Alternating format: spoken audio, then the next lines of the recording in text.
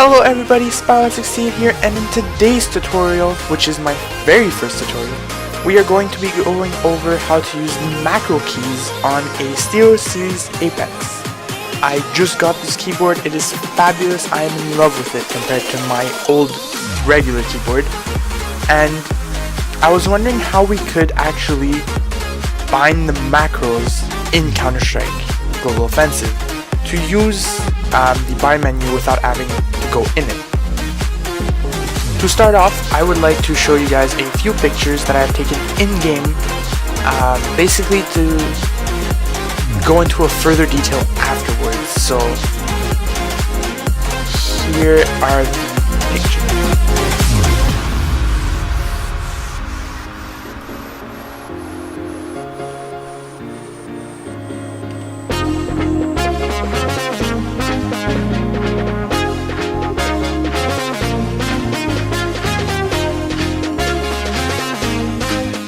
Alright, so those were the pictures, and in case you haven't noticed, in these pictures we have numbers 1, 2, 3, 4, 5, and 6. These are very important because this is how we're going to bind our macros to use them in CSGO. Alright guys, so then we need to move on to the SteelSeries engine3. I'll open that up. Now, to keep in mind, game sense for me is on, but this doesn't really change anything as long as you're in the right layer. I will be using layer 2, and this is what I have it set to, but anyways, that's a different story. It doesn't really matter if your game sense is on or off, it just matters that your macros are bind properly. And I suggest having a layer dedicated to CS because if you touch the macros on the side, might get a little bit awkward. So basically, Apex layer 2. So just wait for that to load up. Here we go. Alright. So this is what I was working on yesterday. What is this? There we go. Okay. So basically, when you open one of these and you set it as a macro, because this is the MX3 button, right? Yeah. Alright. What we need to do is open the macro editor. New. Key press macro. Now here what we have to do is start recording what you want to do. So let's take, for example, let's do armor. So what we have to do is 5 for gear, and we have to do 2 for Kevlar and helmet.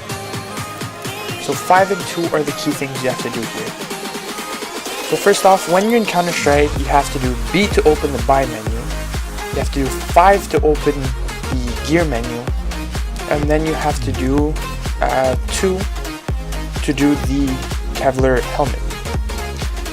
After that, what you want to do is press escape, so it brings you back out of the buy menu. You might notice that the times are really long in here. My suggestion is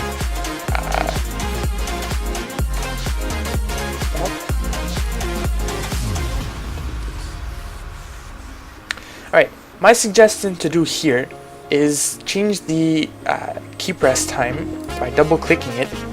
Just set it to 1. Do this for all of them.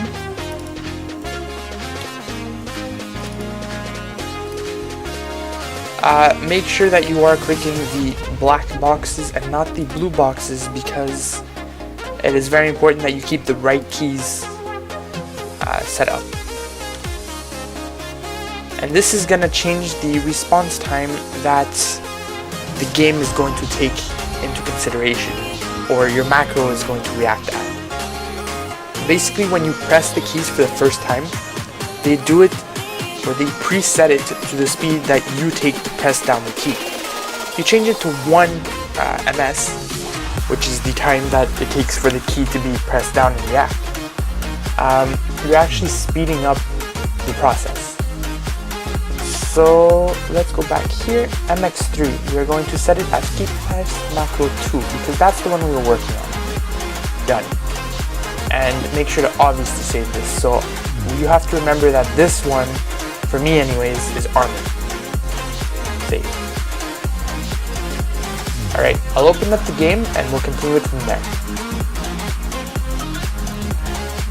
Alright, so I wanted to now press the macro 3 and the macro 6 keys on my keyboard, well, MX3 and MX6. Now as you can see, the MX3 key, because I'm in casual and because I have it set to 1 millisecond, it's pretty buggy. The Tech 9 is bind to the MX6 key, which I have it to 2 milliseconds or 2 ms. So it's up to you guys. I'd rather have the 2 ms since it seems to be working the best. But again, it's up to you guys.